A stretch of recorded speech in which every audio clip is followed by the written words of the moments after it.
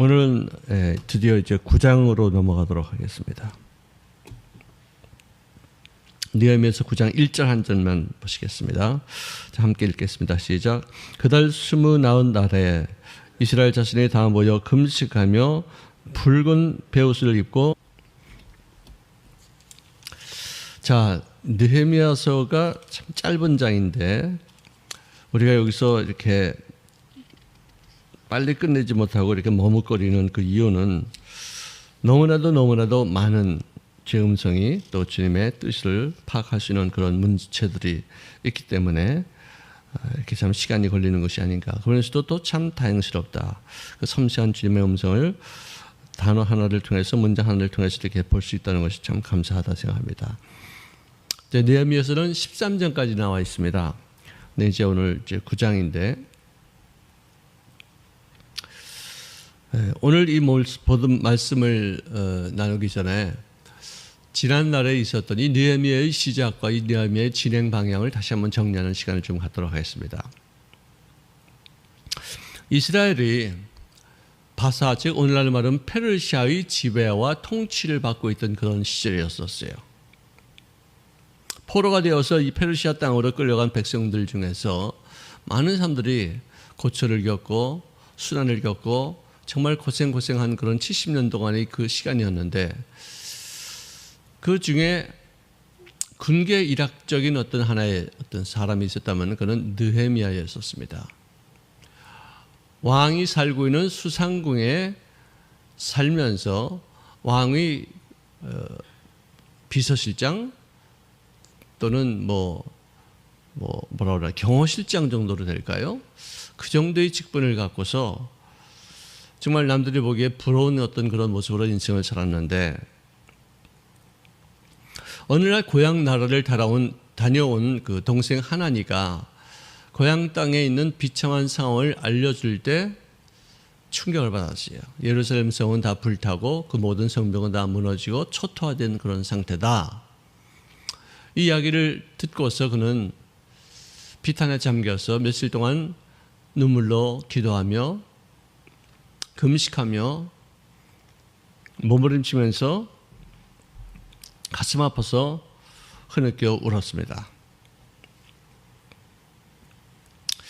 이 비보가 그의 마음에 얼마나 큰 고통이 되고 괴로움이 됐는지, 그가 왕 앞에 나갈 때 왕이 그의 얼굴에 있는 수심을 알아채릴 정도로 상당히 슬픈 모습이었어요. 여러분들, 왕 앞에서 수심 있는 얼굴을 하는 것은 즉결 처분입니다. 그런데도 왕은 이 느헤미야를 얼마나 신뢰했는지, 쟤는 나를 죽이기 위해서 저런 얼굴을 하고 있는 것은 아니다. 나를 암살하기 위해서, 모반하기 위해서 나에게 저런 얼굴을 하고 있는 것이 아니라 무슨 사연이 있겠지 하고서 그 사연을 묻습니다. 그랬을 때 그 사연을 자세히 설명하니 왕이 참 안타깝게 여긴지라 그에게 허락하고, 또 왕의 조서를 꾸며서 또 많은 어떤 건축할 수 있는 자재를 동원시켜서 느헤미야를 유다의 총독으로 임명해서 파송합니다. 거기서 약 52일 동안 각고의 노력 끝에 많은 수난과 또 방해와 또 음모와 음해 속에서 이스라엘 백성들을 독려해서 힘을 연합하여서 결국은 성전 벽과 문과 모든 어떤 무너진 그런 부분들을 다 새롭게 재건하게 되어졌습니다. 자, 이 예루살렘 성이 복원된 그 모든 것은 정말 하나님의 은혜였고 느헤미야의 탁월한 어떤 리더십에 의해서 이루어진 것이다 하는 것을 알 수 있습니다. 시편 27편 1절에 보니까 야훼는 나의 빛이시요 나의 구원이시니 내가 누구를 두려워하리요. 야훼 신앙의 회복이다 이렇게 말씀할 수 있습니다. 그냥 70년 동안 포로 생활하면서 또 성전도 없었고 아무것도 없는 그런 상태에서 신앙생활도 거의 초토화되다시피 한 어떤 그런 모습에서 다시 그들이 예루살렘 성에 돌아와서 그것을 재건했을 때 오는 그 기쁨, 하나님이시야말로 정말 나의 빛이시여 나의 구원이 되시니 내가 하나님을 의지할 때 내가 무엇을 두려워할 수 있겠는가 하는 그런 고백을 하게 됩니다. 또 그는 내 생명의 능력이시다. 이 생명의 능력이라는 게 참 너무나도 기가 막혀요. 내가 살아있는 그런 힘이 그분한테 오는 것이다. The strength of my life. 정말 제가 예수 믿고 나서 얼마 안 돼서 영어성을 읽을 때 주는 나의 생명의 능력이다 하는 그 말을 The Lord is my strength. The Lord is my strength of my life. 이 말을 듣고서 내가 굉장히 감동을 받았어요. 어떻게 이런 단어를 쓸 수 있을까? 너무나도 정말 큰 은혜를 받았었어요. 내가 살아있는 것이 그분의 능력이 내 속에 있기 때문에 하는 것이다. 생명의 능력이 있기 때문에 내가 사는 것이다. 그런 생각에 굉장히 큰 은혜를 받은 기억이 있습니다. 자, 그분이 내 생명의 능력이시니 내가 누구를 무서워할 수 있으리요. 그가 나의 빛이시요 나의 구원이시요 나의 생명의 능력이시니 나는 두려워하지 않는다. 이런 것이겠습니다. 또 5절 이하에 보니까 야훼께서 환난 날에 나를 그의 초막 속의 비밀이 지키셨다. 8장까지 8장에서의 어떤 모습은 초막절을 지키라는 것이 아니겠어요? 초막. 정말 하나님이 거하시는, 그러니까 성전이 새로 세워지기 전에 광야에서 초막을 움직이면서 거기에 하나님의 임재하심이 나타났던 어떤 그런 시절도 있었지 않겠습니까? 자, 그의 초막 속에 환난 날에 나를 비밀을 지키시고 그의 장막 은밀한 곳에 나를 숨기시며 높은 바위 위에 두시리로다. 이제 내 머리가 나를 둘러싼 내 원수 위에 들리리니 내가 그의 장막에서 즐거운 제사를 드리겠고 노래하며 야훼를 찬송하리로다. 원수, 나를 둘러싸고 있었던 원수 위에 내 머리가 들린다는 것은 그것은 뭐냐? 원수는 패배하고 나는 승리의 궤가를 올릴 수 있는 어떤 그런 위치로 바뀌어질 것이다. 이것이 기독교의 역전 드라마예요. 기독교는 역전극의 맨 처음부터 끝까지 역전극입니다. 맨 처음에는 패하는 것 같아요. 맨 처음에는 상처받는 것 같아요. 맨 처음에는 짓밟히는 것 같아요. 맨 처음에는 음해당하고 모함당하는 것 같아요. 이제는 난 이제 더 이상 살 길이 없이 이제는 막혔다. 이제는 끝장났다고 할 정도의 처참한 지경까지 빠지게 돼요. 그러나 하나님께서는 그대로 내버려두지 아니하시고 그를 통해서 당신이 살아 역사하심에 대한 표적을 보여주기 위해서 우리들에게 역전의 승리를 얻게 하시는 귀한 권세를 허락하실 줄로 믿습니다. 아멘. 자, 그래서 그들은 모처럼 만에 예루살렘 성회들 모여서 기도하고 말씀 듣고 말씀을 선포하는 자들의 음성을 들을 때마다 아멘 아멘으로 화답하며 춤추며 찬송하며 초막절 행사 중에 왁작지껄 웃음소리로 가득 찬 그런 파티를 벌이고 있었어요. 온갖 시련과 어려움, 조소와 비난을 무릅쓰고 무너진 성벽과 성문을 재건하는데 성공했던 느헤미야. 온 백성이 이마에 흐르는 땀이 마르기도 전에 그들은 무슨 일을 했느냐? 수문 앞 광장에 모여서 말씀을 공부하고 기도하고 말씀을 연구하고 그것을 해석해서 선포하는 사경회가 일어났어요. 부흥회가 일어났었어요. 말씀을 듣고 좋아서 눈물을 흘리고 그동안에 70년 동안 나라를 빼앗기고 살아온 그 세월이 너무나도 한탄스러워서 울었습니다. 노예 생활이 얼마나 부끄러웠던지 너무나도 탄식스러워서 그들은 또 울었고 하나님을 잊고 살아왔던 그 지난날에 그 역경들이 너무나도 서러워서 울음바다를 이루게 되었었어요.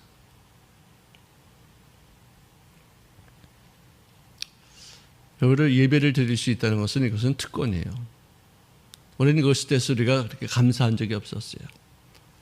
예배가 드리지 못하는 어떤 그런 상황이 되고 나서야 야, 이게 보통 일이 아니었구나. 이건 정말 하나님의 은혜였었구나. 뼈 사무치게 느끼게 되는 것이에요.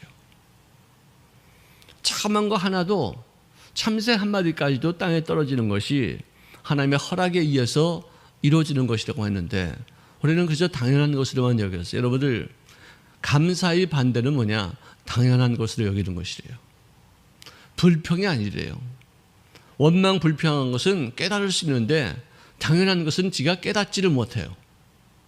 당연한 것이니까 그게 무슨 감사할 것이냐.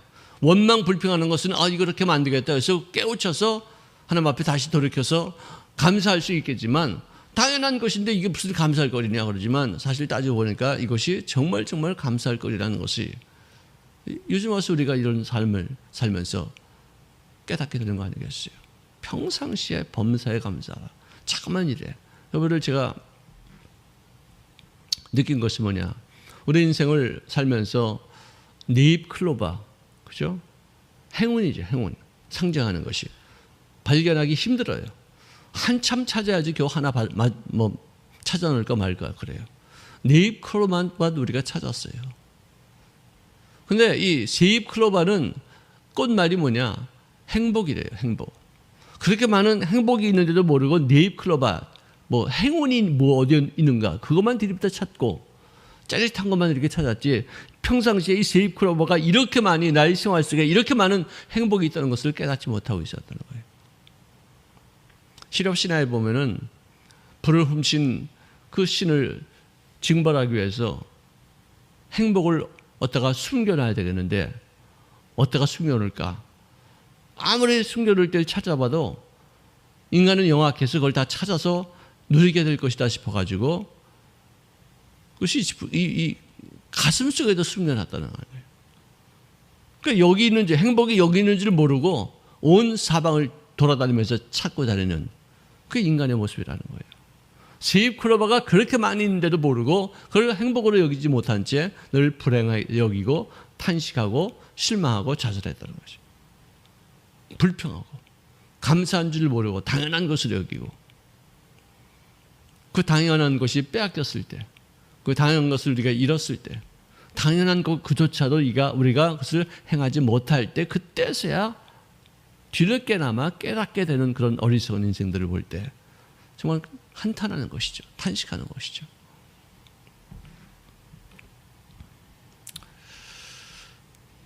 자, 야훼를 기뻐하는 것이 우리의 힘이다. 이제 더 이상 울지 말고 기뻐하고 또 불행한 이웃들을 위해서 너희들이 나눠주고 그들을 위해서 봉사하면서 우리가 기뻐하자 하는 그 말씀에 울음을 멈추고 맛있는 음식을 나눠 먹으면서 다시 춤추며 기뻐했던 것을 보게 됩니다. 느헤미야서 8장 17절 이하에 보니까 사로잡혔다가 돌아온 회중이 다 초막을 짓고 그 안에서 거하니, 즉 다시 말해서 초막절 행사에 참여해서 그 초막절 행사에 의미를 다시 사귀는 그런 순간입니다. 눈의 아들 여호수아 때부터 그날까지 이스라엘 자손이 이같이 행한 일이 없었으므로 이에 크게 기뻐하며 에스라가 첫날부터 끝날까지 날마다 하나님의 율법을 낭독하고 무리가 이래 동안 절기를 지키고 8째 날에 규례를 따라 성회를 열었느니라. 참 너무나 놀라운 얘기예요. 즐거워할 때는 또 즐거워해야 되겠죠. 네. 우리도 슬퍼할 때는 슬퍼해야 되겠지만 하루속히 코로나가 종식되어지고 우리가 마음껏 예배를 드리는 그날 반드시 우리에게 올 것입니다. 그 때와 기한은 우리가 정할 수 없겠지만 그날을 위해서 우리가 준비하는 마음이고 지금도 성벽을 개축해야 되고 무너지는 것을 다시 한번 재건해야 되고 우리의 마음속에 있는 신앙의 어떤 그런 상황을 정확히 봐서 보수할 것은 보수하고 버릴 것은 버리고 다시 구축할 것은 구축하고 옛날에 잘못된 신앙을 우리가 새롭게 구축하는 그런 기회로 삼을 수 있기를 주의 이름으로 축원합니다. 기도하겠습니다. 사랑하시는 주님 고맙습니다. 주의 사랑의 매를 맞을 때마다 우리들이 괴롭고 고통스럽지만 앞으로 있을 놀라운 영광의 그날을 바라보면서 인내하고 참고 견디며 또 우리들의 잘못된 부분을 고치시는 주를 되어지게 도우셨사오니 감사합니다. 주님의 기름 부심이 저를 모든 심령 전체를 주장하여 주셔서 어려운 때에 완악하지 않게 도와주시고 이 힘든 그런 시기를 지나면서 서로 불쌍히 여기며 서로 사랑하며 서로 존귀 여기며 서로의 기쁨이 되어지는 서로의 위로가 되어지고 격려가 되시는 우리들이 다 되어지게 역사하여 주시옵소서. 예수 이름으로 기도합니다. 아멘.